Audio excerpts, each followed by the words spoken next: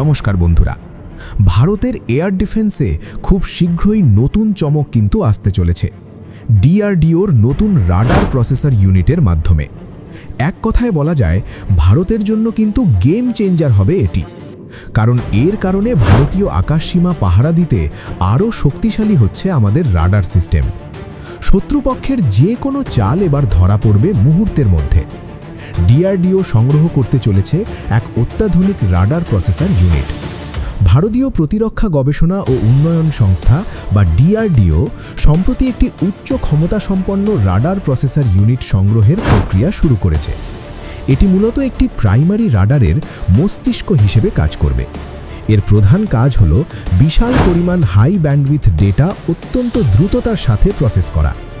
এই সিস্টেমের কারিগরি গুরুত্ব হল এই সিস্টেমে ব্যবহার করা হচ্ছে উচ্চ ব্যান্ডউইথ সম্পন্ন এক্সাইটার রিসিভার ইউনিট এবং বিশেষ কিছু অ্যালগোরিদম।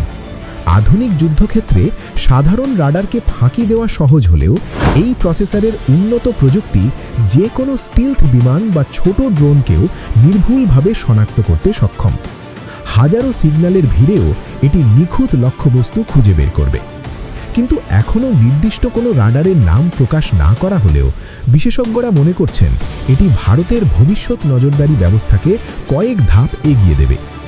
দেশীয় প্রযুক্তিতে তৈরি এই জটিল সিস্টেম আবারও প্রমাণ করল প্রতিরক্ষা ক্ষেত্রে ভারত আজ কতটা আত্মনির্ভর। আধুনিক প্রযুক্তির এই ছোঁয়ায় ভারতের আকাশ এখন আরও সুরক্ষিত।